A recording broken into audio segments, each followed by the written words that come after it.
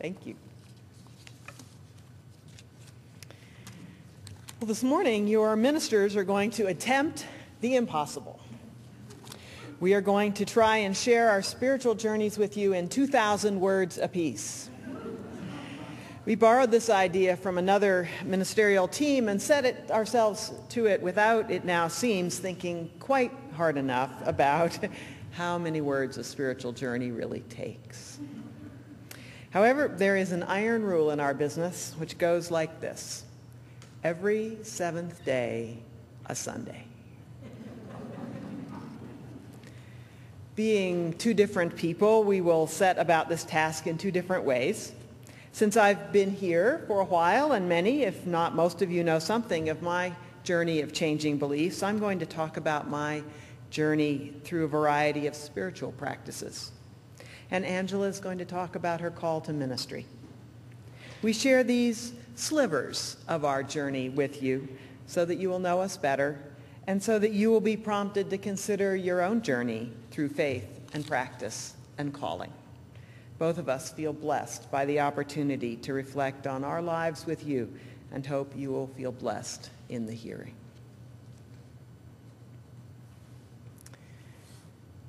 When I was about 5 years old, I asked my mother if we could say grace before dinner. I don't know where I had learned about this practice. Maybe they did it on Leave It to Beaver. But I had learned about it, and I wanted to do it. I remember my mother's look of surprise. She, to this day, feels very little need for the trappings of spirituality. However, she is a fair and open-minded person, and she said, of course we could say grace before dinner. I was aware that she might have said no, and glad that she had said yes. But then I discovered that what she did about it was to add another column to the family chore chart, grace. And had put Chris in the box for the whole month. And that was a problem. Because in spite of this inchoate longing I had to say grace, I didn't know how to do it, or really even what it was. And so when I was asked that night at dinner if I was ready to say grace, I somehow demurred, embarrassed, and that was the end of grace in the Robinson household. The column disappeared from the chore chart. Finis. I recount this story with a profound appreciation for the mystery of parenting, for the deep knowledge, both as the child of two earnest parents and the mother of an earnest 21-year-old, of how profoundly we are shaped by the match and the mismatch between parent and child. It was when my parents realized that we were going to learn about religion on the street, if they didn't get us a more formal education, that we started going to the Unitarian Church a few years later. I loved it from the beginning, and I kept going after other family members dropped out, one by one. It seems that I alone of my family of origin have the sort of spiritual need and sense that is met in religious community. This particular UU church was steeped to its core in humanism and in the social changes that were roiling in Washington, D.C. in the 1960s. I owe a lot to that church.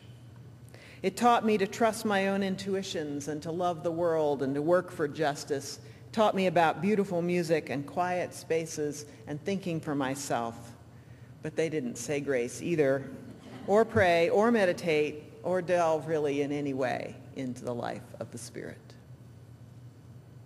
So what I have learned about nurturing my spirituality, I have learned elsewhere. From music teachers and books about Jewish boys, and from my best friend in college who embraced Hinduism, from a stint with a boyfriend who kept a kosher household, and from the Methodists who provided my seminary education, although not as much there as you might think. And ministerial colleagues in interfaith clergy support groups, a lot of that, really a lot.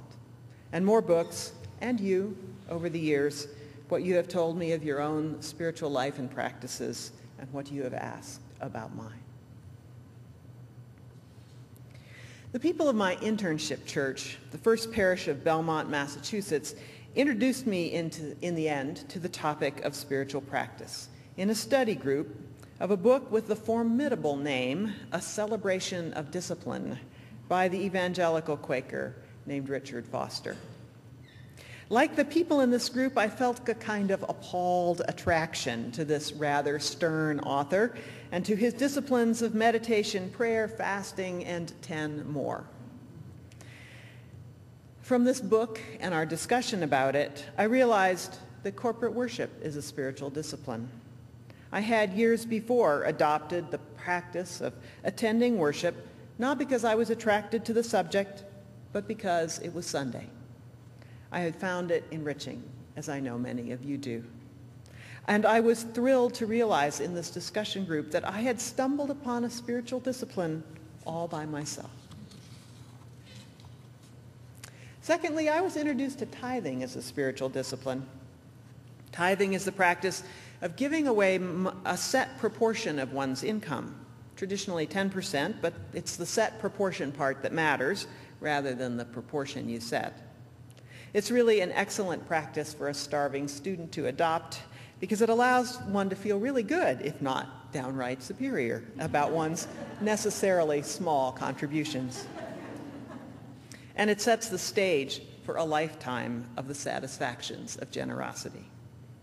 The study group discussed tithing in detail in the modern world and concluded that a modern tithe might be 5% of our income going to the church and 5% to other good causes, tax deductible and not, outside of the church.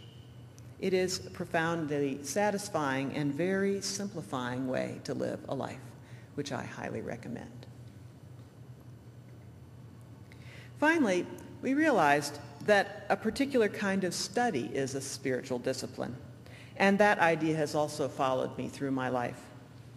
Mr. Foster focused on the study of Scripture, but we UUs know that there is wisdom and holiness all over the place, in many scriptures and in secular literatures also. Spiritual study, to put it briefly, is study not so much for learning as for deepening. It's a matter of spending time mulling over the meaning of passages rather than the devouring of entire books, and letting them day by day speak to one's life. Meditative reading is another name for this kind of study. Study was a mainstay of the religious practice of the Transcendentalists, our own religious forebears, and this was my cup of tea. We also talked about meditation, and I did learn something about meditation and fasting. I tried that once. Prayer, none of us could make anything out of his enthusiasm for prayer. Confession, that's where the appalled really took over. I was already out of seminary by this time of this study group, and it was my first introduction to spirituality, and it was wonderful.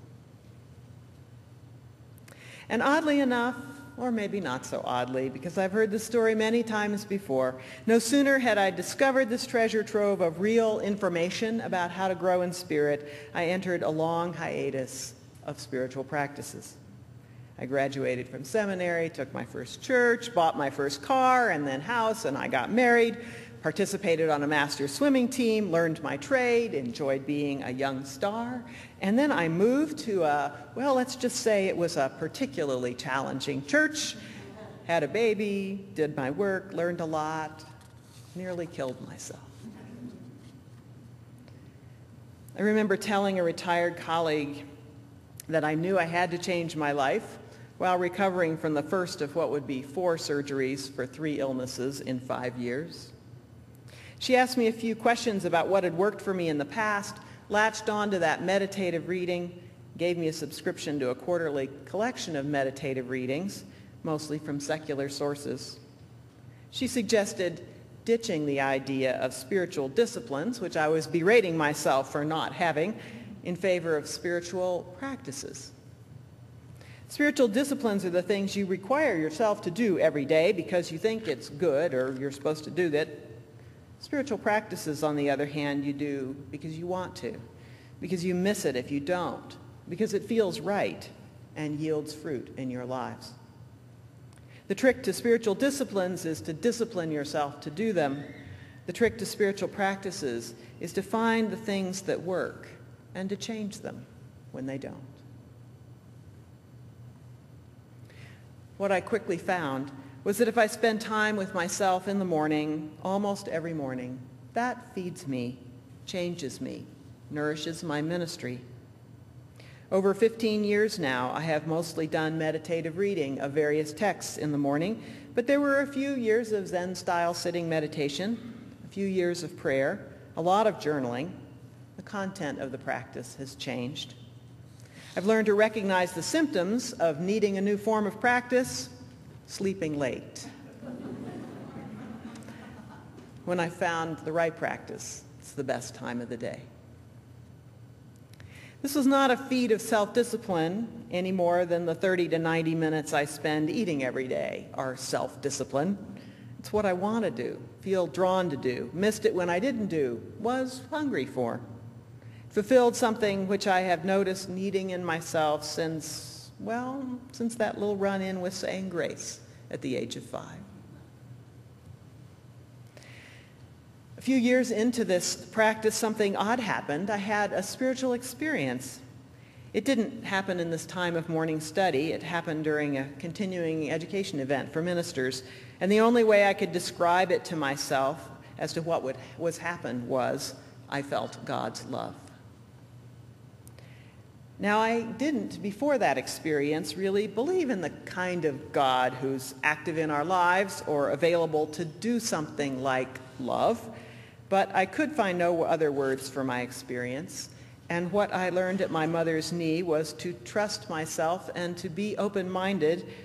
And so my morning time was spent in theological thinking for a while and reading in contemplative and mystical practices. Participated in a Jewish Christian meditation and prayer group for several years, hoping that that stern discipline would entice that wonderful experience to come back again. And I learned enough about the spiritual life in those years. Oh my goodness, what they hadn't taught us in seminary. I learned enough to learn that that sort of experiences which I had had is classically rare and can't be enticed back. And while I was wallowing in sadness about that, someone suggested that I study the book of Psalms. Now, the book of Psalms is notoriously uneven in its spiritual content. And good heretic that I am, I began, Thomas Jefferson style, by simply cutting out the parts I found objectionable. And then after getting tired of all the masculine language, I started doing my own degenderized version. And one thing led to another, and day followed day for about 5 years. And eventually I had my own book of Psalms. Faithful, I felt, to the original in spirit, but updated in nature. I made a blog out of it just for kicks in my sabbatical before last, and for the past 5 years, that blog has gotten about 25 hits a day and regular thank you emails.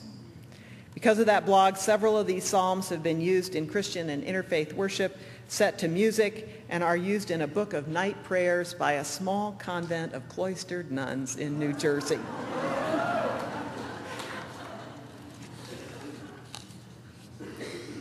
But by the time all that happened, my own spirituality had moved away from a mystical quest for a relationship with a personal God, which I still seem to believe in, but our relationship had become more distant. It alighted on the Tao Te Ching, 80 short poems from China of 2,500 years ago. I studied a poem a day from one of several sources for several years, eventually found myself intrigued with the idea of summing up the morning's insight in a tweet, which brings with it the absolute discipline of 140 characters. My Twitter followers and Facebook friends kept asking for a book of these tweets, and over my last sabbatical I did some editing, and my husband William did a graphic design, and together we created the Twitter Tao. William will be selling copies on the patio after the service if you're interested, and he also has at that table a set of basic instructions for spiritual study or meditative reading for those of you who think you might like to try something like that. And now I am in transition again.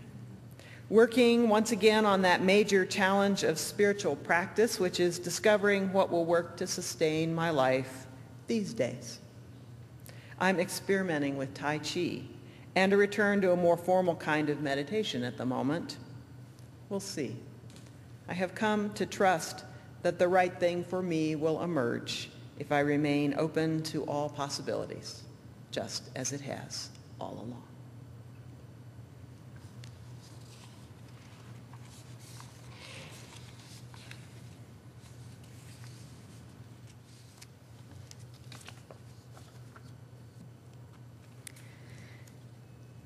My spiritual autobiography begins where I grew up, on Alder Street in Dundee, Oregon, below the rolling vineyards of Yamhill County, up a little hill from our town's gas station, which was only in business about half the time, and up the hill from the Little Orange Store, a convenience store that probably had an actual name, where we took our pennies to buy candy cigarettes.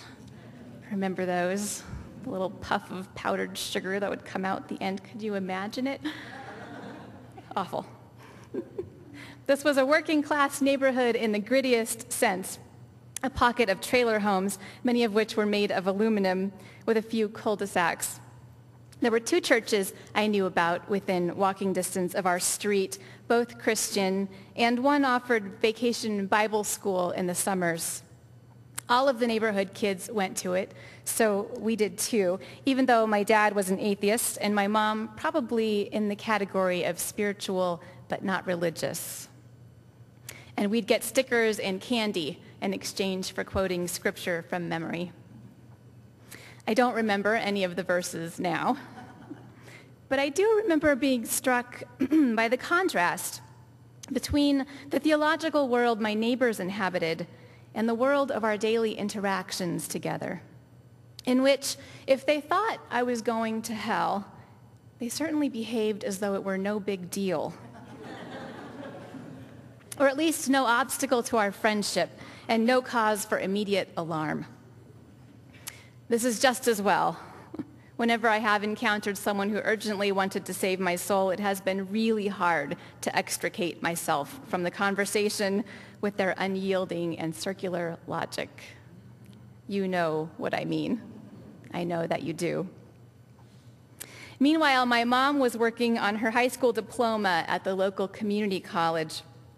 I'm not kidding you when I tell you that she could still barely read when, by some fluke or miracle, in her history class, she came across a description of the Unitarian Church of the 1800s.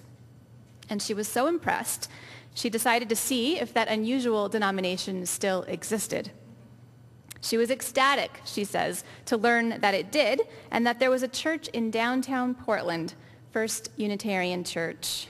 It's still the most unlikely UU conversion story I've ever heard. So when I was about 7 years old, my grandmother, my mother, my sister, and I started making the 45-minute commute to attend. My dad went a few times too, but he washed his hands of it after hearing a minister preach about gun control. I was a pretty good shot when I was 7. At our new church, I learned about the inherent worth and dignity of all people. I learned that we weren't the only ones who believed in theological diversity. I learned that if you dissect a frog in Sunday school, you won't find the spark of life in it, or a soul, or anything like that, just frog parts. And that made life seem very mysterious and fascinating. And before I left that church as a teenager, I saw a woman minister for the first time. She was preaching from our UU pulpit, Marilyn Sewell. I filed that information away in the back of my mind without thinking much about it, and with no idea that it would be relevant to my vocation later. I don't remember having any spiritual practices or praying or anything like that as a kid, except when we joined our extended family for dinner. Like our neighbors, they were and still are Christians. They were always as baffled by our creedless church as we were by their Pentecostal one, I think.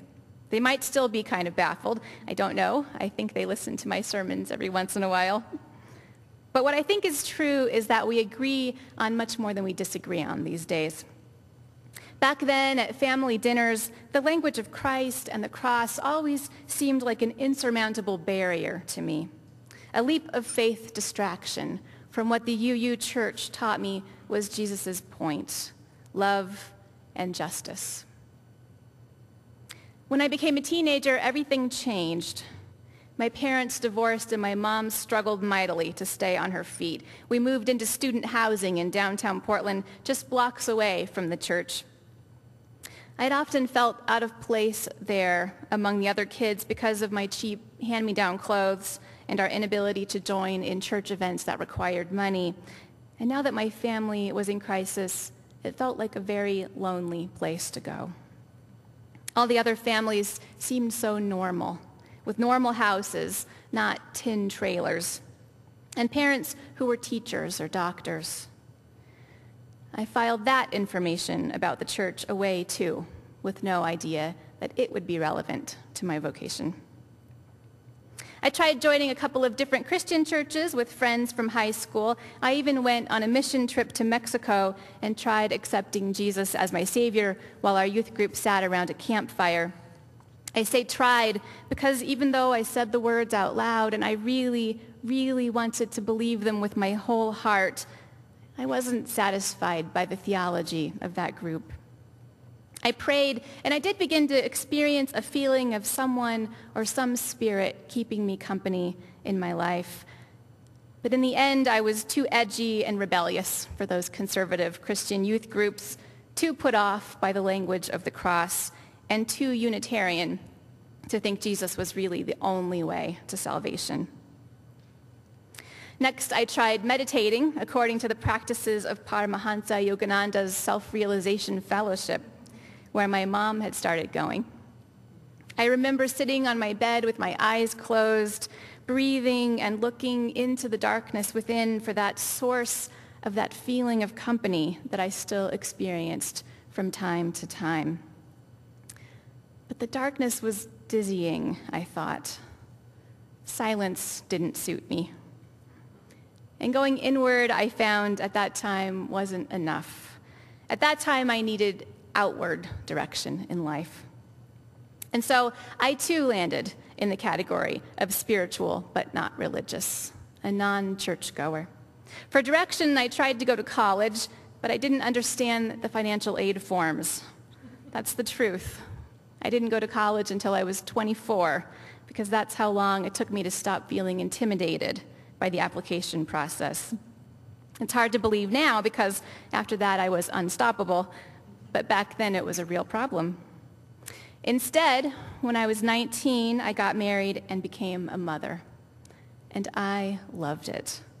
It was a very spiritual time for me.